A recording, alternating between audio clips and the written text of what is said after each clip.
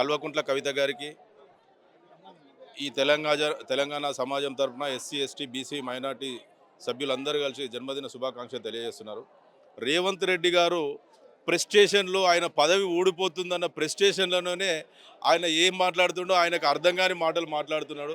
ఎందుకంటే ఆయనను ఎవరు గుర్తించలేరు, ప్రతిపక్ష పార్టీలు గుర్తిస్తలేవు, సామాన్య ప్రజలు గుర్తిస్తలేరు. అదేవిధంగా వాళ్ళ పార్టీలో ఉన్న నాయకులు, ఆయన క్యాబినెట్లో ఉన్న క్యాబినెట్ మంత్రులు కూడా మొన్నటికి మొన్న జూపల్లి కృష్ణారావు కూడా ఆయన ముఖ్యమంత్రి కేటీ రామారావు గారు అన్నాడు. అదేవిధంగా జగ్గారెడ్డి గారు కూడా, అదేవిధంగా మొన్న వాళ్ళు వచ్చిన కొత్తగా వచ్చిన తెలంగాణ రాష్ట్ర ఇన్ఛార్జ్ అయినటువంటి మీనాక్షి నటరాజన్ గారు కూడా మొన్న వాళ్ళొక సభలో తెలంగాణ ముఖ్యమంత్రి జై ఆయన మర్చిపోయి జై కాంగ్రెస్ జై జగన్ అని చెప్పింది. అట్లాంటి పరిస్థితిలో ఆయన చెప్పిన ఎమ్మెల్సీలు ఎవరికి అధిష్టానం ఇవ్వలేదు కాబట్టి ఈ పదవి ఉంటుందో ఊడుతుందో పార్టీలో కానీ ప్రభుత్వంలో కానీ ప్రజలు కానీ ఎవరు గుర్తిస్తలేరు. కాబట్టి తన అక్కసును ఈ విధంగా కేసీఆర్ గారి మీద కక్కుతున్నాడు. కానీ కేసీఆర్ గారి మీద సూర్యుని మీద నీళ్లు వస్తే ఏ విధంగా ఉంటుందో కేసీఆర్ గారి మీద బురద జల్లితే అదేవిధంగా తన ముఖం మీదనే పడుతుంది అనేది గుర్తించుకోవాలి రేవంత్ రెడ్డి గారు. ఎందుకంటే మీకు అసలు పరిపాలనే చేత కాదు. గతంలో మీరు ప్రచారంలో ఉన్నప్పుడే చెప్పారు 6 లక్షల కోట్ల రూపాయలు అప్పులు ఉన్నదని చెప్పారు. ఈరోజు చెప్తారు లంక బిందెలు ఉన్నాయి అనుకొని వచ్చిన అంటుండు. లంక బిందెల కోసం వచ్చేది ఎవరండి రేవంత్ రెడ్డి గారు? దొంగలు వస్తారు, అర్ధరాత్రి పూట దొంగలు వస్తారు లంక బిందెల కోసం. అదే లంక బిందెలు లేవు. ఈ నిన్న ఒక బహిరంగ సభలో అసలు ఈ రాష్ట్రానికి నిధులు సరిపోతలేవు, నేను అప్పు కట్టడానికే సరిపోతలేవు, అప్పులు ఉన్నాయని చెప్పి మీ ప్రభుత్వం రాకముందుకే నువ్వు అప్పులు ఉన్నాయని చెప్పినవి. అదేవిధంగా ఇన్ని అప్పులు ఉండగా మీరు ఇన్ని సంక్షేమ పథకాలు ఏ విధంగా ఇస్తారంటే బట్టి విక్రమార్కరావు గారు ఆయన మాకు అన్నీ తెలుసు, 60 ఏళ్ళు పరిపాలించినాం, మాకు ఏ విధంగా సంక్షేమ పథకాలు ఇవ్వాలనో తెలుసు అని చెప్పి అబద్ధం మాటలు. ఇప్పుడు ఎక్కడ మీకు ఏ విధంగా నేను అప్పులు కడుతున్నాను ఒక దిక్కు అంటాడు, సంక్షేమ పథకాలు ఇవ్వలేకపోతున్నాను ఒక దిక్కు అంటాడు. ఒకసారి ఏమో నేను నెలగాగానే జీతాలు ఇస్తున్నా ఉద్యోగులకు అంటుండు. నిన్న బహిరంగ సభలో నేను ఒకసారి జీతాలు ఇస్తున్నా, ఒకరికి ఆపుతుంటే ఒకరికి ఇవ్వలేకపోతున్నా, ఇక్కడున్న నిధులు సరిపోతలేవు, నేనేం చేయాలనో నాకు అర్థమైతే లేదు, ఈ ప్రజలు నమ్ముతలేరు, నాయకులు నమ్ముతలేరు, కాంగ్రెస్ పార్టీ కార్యకర్తలు కూడా నమ్ముతలేరు అని చెప్పి ఆయన అభద్రతా భావంలో ఉన్నాడు. కాబట్టి ఆయన కేవలం ఆయన మానసిక స్థితి బాగలేదు.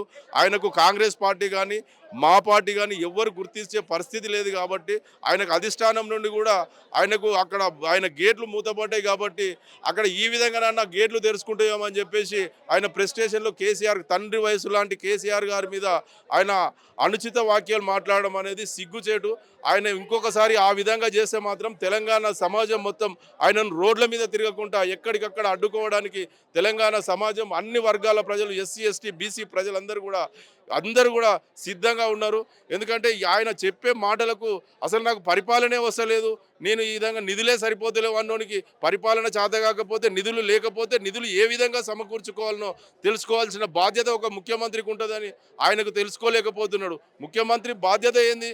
గతంలో 2014 కంటే ముందు తెలంగాణ రాష్ట్ర పరిస్థితి ఏ విధంగా ఉంది, తెలంగాణ రాష్ట్రం ఏర్పడ్డ తర్వాత ఏ విధంగా అన్ని వర్గాల ప్రజలను ఎస్సీ ఎస్టీ బీసీ మైనార్టీ ప్రజలందరినీ ఏ విధంగా డెవలప్ అవుతారో వీరికి ప్రతి కులానికి ఒక సంక్షేమ పథకాన్ని తీసుకొచ్చి దళితులకు దళిత బంధు కానివ్వండి, మైనార్టీలకు మైనార్టీ స్కీమ్ కానివ్వండి, ఆడబిడ్డలకు కళ్యాణ లక్ష్మి కానివ్వండి, షాదీ ముబారక్ కానివ్వండి, అనేక సంక్షేమ పథకాలు తీసుకొచ్చి ముదిరాజులకు చాపపిల్లలు కానివ్వండి, ఎక్కడికక్కడ అన్ని కులాలకు అన్ని వర్గాలకు సంక్షేమ పథకాలు ఇచ్చుకుంటూ కాళేశ్వరం అనే పెద్ద ప్రాజెక్టు కట్టు హైదరాబాదులో మన తెలంగాణ రాష్ట్రానికి ఒక గౌరవంగా ఉండడం కోసం నూతన సెక్రటరేట్ 125 అడుగుల అంబేద్కర్ విగ్రహం, పోలీస్ కమాండ్ కంట్రోల్ రూమ్, అనేక కంపెనీలు తీసుకొచ్చి ఈ రాష్ట్రాన్ని అభివృద్ధి కోసం ఏ విధంగా కృషి చేసిండో తెలంగాణ ప్రజలకు తెలుసు, భారతదేశంలో ఉన్న ప్రజలకు అందరికీ తెలుసు. కానీ మరి ముఖ్యమంత్రి రేవంత్ రెడ్డి గారికి కేసీఆర్ గారు చేసిన అభివృద్ధి గుర్తొస్తలేదు. ఆయన పదవి పోతుందన్న ఆకాంక్షే కానీ ఆయనకు ఏ విధంగా కూడా ఈ ప్రజలకు సంక్షేమం చేయాలి, ఏ విధంగా ఈ రాష్ట్రాన్ని అభివృద్ధి చెందాలనే దానికోసం ఆయన ఆరాటం లేదు. అభివృద్ధి లేదంటాడు, ఇక్కడ సంక్షేమ పథకాలకు డబ్బులు లేవంటాడు, తెలంగాణ ఖజానాలో డబ్బులు లేవని చెప్తాడు. మరి నీకు 4th సిటీ ఎవరి కోసం అండి? 4th సిటీకి డబ్బులు ఎక్కడి నుంచి వస్తున్నాయి? మూసీ నది డెవలప్మెంట్ కోసం ఏ విధంగా వస్తున్నాయి? నీకు అక్కడ పర్సంటేజీల కోసం మాత్రమే 4th సిటీ, నీ అన్నదమ్ములు నీ కుటుంబ సభ్యులు అభివృద్ధి కోసం మాత్రమే 4th సిటీ అనేది ఒక కొత్త నాటకం తీసుకొచ్చి 4th సిటీ నిర్మించడం కోసం మీరు ప్రయత్నం చేస్తారు. కానీ ఇక్కడ మాత్రం ఖచ్చితంగా తెలంగాణ సంక్షేమం మీద మీకేమైనా అవగాహన ఉంటే ఫస్ట్ మీరు ఇచ్చిన హామీలు 6 గ్యారంటీలు 420 హామీలను పూర్తిగా మీరు ఈ తెలంగాణ ప్రజలకు అమలు పరిచిన తర్వాత మీరు మరో స్కీమ్ అమలు పరచాలి. కానీ మీరు ఇచ్చిన హామీలు మర్చిపోయిన తర్వాత ఈరోజు కొత్తగా మేము ఫోర్త్ సిటీ కడుతున్నా, నేను పెద్ద గొప్పగా చేస్తున్నా, కొండారెడ్డి కోసం, తిరుపతి రెడ్డి కోసం, వాళ్ళ అన్నదమ్ముల కోసం మాత్రమే, వాళ్ళ అన్నదమ్ముల వాళ్ళ కుటుంబ సభ్యుల కోసం మాత్రమే ఆయన ఫోర్త్ సిటీ అని చెప్పేసి, అదేవిధంగా ఆయన సొంత నియోజకవర్గం కొడంగల్లో కూడా ఫార్మసిటీ అని చెప్పేసి, ఇక్కడ కేసీఆర్ గారు 14,000 ఎకరాలు హైదరాబాద్కు పక్కనే 14,000 ఎకరాలు ఫార్మసిటీ కోసం సేకరిస్తే దాన్ని ఫోర్త్ సిటీ చేసి ఆయన నియోజకవర్గంలో ఫార్మసిటీ అంటాడు. రైతులు తిరగబడి వెంటబడి కొట్టిన తర్వాత